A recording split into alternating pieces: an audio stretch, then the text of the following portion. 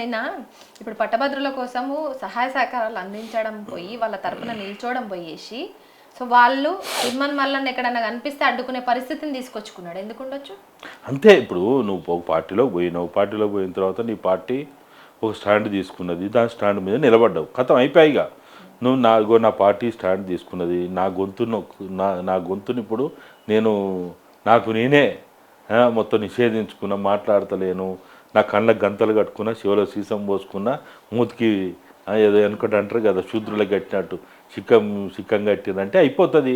నేను పార్టీలో ఉన్న పార్టీ నిబంధన ప్రకారం ఉంటా అంటే నిన్ను ఎవడో అడగడు. కానీ లోపల ఒకటి బయట ఒకటి మాట్లాడుతూ ఉంటే, లేకపోతే పొద్దుగాల టీవీ ముందు ఒకటి బయటికి వచ్చిన తర్వాత ఒకటి మాట్లాడుతుంటే కన్ఫ్యూజన్. ఎప్పుడు కూడా మనం ప్రజల్ని కన్ఫ్యూజ్ చేయొద్దు. ప్రజల్ని కన్ఫ్యూజ్ చేస్తే ప్రజలేం ఊకోరు, పిచ్చోళ్ళు కాదు, ప్రజలేం అమాయకులు కాదు, తెలివిలేని వాళ్ళు కాదు.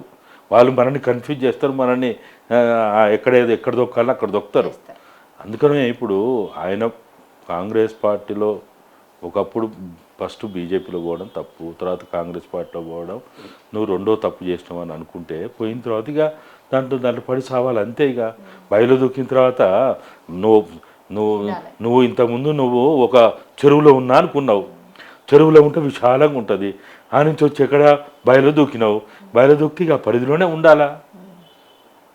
నేను మళ్ళా అది చేస్తా ఇది చేస్తా అంటే ఎందుకు చేస్తారు వాళ్ళు? అది పార్టీ, అది ఆ పార్టీలో ఉండే పార్టీ నుంచి సస్పెండ్ చేసారు కదా సార్. అంటే ఈ సస్పెండ్ చేయడం ఎవరికి ప్లస్ అంటారు, లేదంటే ఎవరికి మైనస్ అంటారు? ఎస్పెషల్లీ ఈ తిన్మార్ మల్లన్న వెనకాల సీఎం రేవంత్ రెడ్డి కుట్ర దాగి ఉంది. ఆయన ఈ ప్రతి అడుగు ఆయన ఏ సన్నివేశాన్ని ఏ పాత్రను పోషించినా కూడా దాని వెనకాల సీఎం రేవంత్ రెడ్డి కుట్ర దాగి ఉంది అన్న ఆరోపణలు అయితే చాలా గుప్పమంటున్నాయి. సో మీరేమంటారు సార్? నేనైతే అదంతా వాస్తవం అనుకోండి. ఎందుకంటే ఆయన రేవంత్ రెడ్డికి ప్రాణమిత్రులు ఉన్నారు, చాలా గొప్ప మిత్రులు ఉన్నారు. రేవంత్ రెడ్డి ఫలానా ఆయన వెనుకున్నాడు, ఫలానా ఆయన ముందున్నాడు అనేది అయితే రేవంత్ రెడ్డి విషయంలో ఎప్పుడు నేనైతే అనుకోను. రేవంత్ రెడ్డి ప్రతి సందర్భంలో ఆయన ఒకటే అనుకుంటాడు, నాకు ఉపయోగపడ్డాను నేను ఉపయోగించుకుంటా, నాకు ఇష్టం ఉన్నా లేకున్నా. నాకు ఉపయోగపడలేదు అనుకో, నాకు ఇష్టమైనా నేను కలవా, నేను దూరం పెడతా అనే స్వభావంలో ఉంటాడు. అటువంటి రేవంత్ రెడ్డి తిరిగి మన నవీన్ని దగ్గర తీస్తాడనో, నవీన్ని వెనకేసుకుంటాడనో, నవీన్ ద్వారా ఏదో సాధిస్తాడనో అయితే అనుకోరు. ఆయన నాకు తెలిసినంత వరకు అయితే నవీన్ని బాగా సపోర్ట్ చేసిందైనా, ఎంకరేజ్ చేసిందైనా, లేకపోతే కాంగ్రెస్ పార్టీ ఢిల్లీ వాళ్ళకి సమాచారం ఇచ్చి ఉపయోగపడతారని చెప్పిందంతా కూడా సునీల్ కనుగోలు. నాకున్న సమాచారం ప్రకారము సునీల్ కనుగోలే ఎక్కువ సమయము ఎక్కువ కాలము ఈయనను భరించిండు. ఎందుకుండొచ్చు అంటే దాని వెనకాల ఇంకేమన్నా కుట్ర దాగి ఉందా?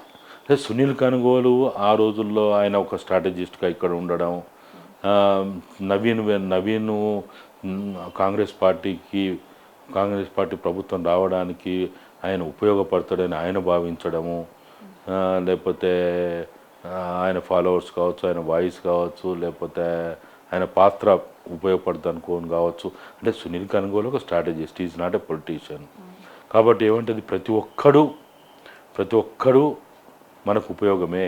చిన్నోడైనా పెద్దోడైనా, డబ్బులున్నోడైనా డబ్బులు లేనోడైనా, ఏ స్థాయిలో ఉన్నోడైనా ఉపయోగపడతాడు అనేది బయట నుంచి ఉన్న వాళ్ళకి ఉంటుంది.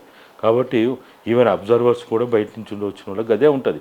ఇక్కడ ఉన్నోనికి లోకల్ వైరుధ్యాలు ఉంటాయి, కానీ బయట ఉన్నోనికి ఏముంటుంది, వీలైన కాడికి ఆ రోజున్న ఆ ప్రభుత్వాన్ని, ఆ కేసీఆర్ని, ఆ కేటీఆర్ని దించడానికి ఉపయోగపడే ప్రతి వాడిని, ఇప్పుడు అది గడపర కావచ్చు, గడిపోస కావచ్చు, ఏదన్నా కావచ్చు, ఉపయోగించుకుందాం అనేదే సూత్రం ఉంటుంది. సో నాకు ఒక డౌట్ సార్, అంటే నిజంగానే తిన్మార్ మల్లన్న వెనకాల అలియాస్ చింతపండు నవీన్ వెనకాల ఒకవేళ సీఎం రేవంత్ రెడ్డి లేకపోతే, సో ఇన్ని రోజులైంది అక్కడ వరంగల్ సభ నడిచి, అక్కడ అన్ని బూతులు తిట్టిండు రెడ్డి కమ్యూనిటీని. సో అన్ని బూతులు తిట్టినా కూడా ఇప్పటి వరకు అసలు స్పందించలేదు సీఎం రేవంత్ రెడ్డి. దానికి పోను ఇప్పుడు బీఆర్ఎస్ పార్టీని చీల్చడానికి, లేదంటే దాన్ని బొందబెట్టడానికి ప్రయత్నంలో భాగంగా నవీన్ని యూజ్ చేసుకుంటారు అన్న ఒక అపవాదు కూడా సో తిన్మార్ మల్లన్న రేవంత్ రెడ్డి మీద ఉంది. అట్లేం ఉండకపోవచ్చు. అంటే కంప్లీట్ గా బీఆర్ఎస్ పార్టీని అంతమొందించడానికి తీన్మార్ మల్లన్నని ఇప్పుడు బరిలోకి దించారన్న టాక్ నడుస్తుంది. నేను అనుకోవడం అయితే అంత పెద్ద వ్యూహకర్త వ్యూహ రచయిత అని అయితే అనుకోను. ఇప్పుడు అట్లా అంటే మరి ఎందుకు మొన్న లాస్ట్ స్పందించలేకపోవచ్చు? అన్ని బూతులు తిట్టిండు రెడ్డి కమ్యూనిటీని. రెడ్డి కమ్యూనిటీ అంటే రేవంత్ రెడ్డికి చాలా చాలా గొప్పగా చెప్పుకుంటాడు. రెడ్డి అంటే రెడ్డిలకి ఎక్కువగా ఆస్థానం కల్పిస్తారు, మీకు తెలిసిందే. తన క్యాబినెట్లో కూడా ఎట్లుంది అంటే రెడ్డి సామాజిక వర్గానికంటూ తనకంటూ వాళ్ళకి ఒక ప్లేస్ని కేటాయిస్తూ ఉంటాడు. సో వాళ్ళంటే ఎవరికైనా వాళ్ళ వాళ్ళ కులాలంటే అంతే ఇష్టం ఉంటుంది అనుకోవచ్చు. బట్ ఈయన ఇప్పటి వరకు స్పందించకపోవడానికి ఇన్ని రోజులైనా రెడ్డి ఒక కమ్యూనిటీని అన్ని బూతులు తిట్టినప్పటికీ కూడా సీఎం రేవంత్ రెడ్డి తన స్థాయిలో ఉండి ఎందుకు స్పందించలేకపోయారు అన్న టాక్కి మీరు ఏం సమాధానం చెప్తారు? నేను అనుకోవడం అయితే ఆయన ఆ విధమైనటువంటి ఏదో బాగా దాని వెనుక నుంచి ఏదో చేసిండని అయితే అనుకుని. అట్లా అంటే ఇప్పుడు ఆయన దాదాపుగా 1-2 నెలలు అయి ఉంటుంది.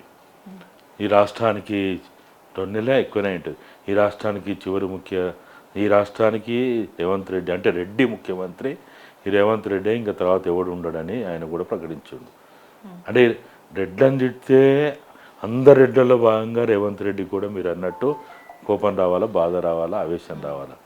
డైరెక్ట్గా రేవంత్ రెడ్డినే తిట్టినట్టుగానో విమర్శించినట్టుగానో లేకపోతే హేళన చేసినట్టుగానో అవమానపరిచినట్టుగానో చేస్తే కూడా మరి ఎందుకు మాట్లాడలే? ఇప్పుడు ఈ రాష్ట్రంలో ఉన్న రెడ్లందరిని తిడితే సరే రేవంత్ రెడ్డి మాట్లాడలేదా అది ఎందుకు మాట్లాడలేదు, ఈయనే మాట్లాడిచ్చిండా, ఇవన్నీ అనుకుందాం. కానీ ఇప్పుడు మనకు రెండు నెలల పైనుంచి ఆయన మాట్లాడుతూ వస్తున్నాడు. చివరి ముఖ్యమంత్రి రెడ్డి ముఖ్యమంత్రి ఈయన అని అన్నాడు. ఆయనేమో నేను 10 ఏళ్ళ ముఖ్యమంత్రి ఆయన ప్రకటించుకుంటాడు. ఎవరు? రేవంత్ రెడ్డి. అంటే డైరెక్ట్గా రేవంత్ రెడ్డిని టార్గెట్ చేసినట్టే కదా, మాట్లాడినట్టే కదా, విమర్శించినట్టే కదా. మరి విధవా నువ్వు 10 ఏళ్ళు అంటున్నావు కానీ నువ్వు నీ గడువు కాలం ఇంకా 2 ఏళ్ళు 3 ఏళ్ళు అని మాట్లాడినట్టే కదా. అయినా ఎందుకు చేయలేదు? నేను అనుకోవడం ఇక్కడ రేవంత్ రెడ్డి చింతపండు నవీన్ని పట్టించుకొని ఆయన మీద ఏదో చేసి ఎంత లేదు.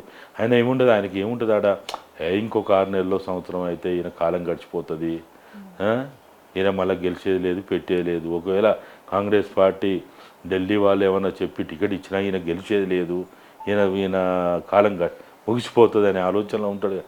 రాజకీయాలు ఎప్పుడు కూడా హత్యలు ఉండవు.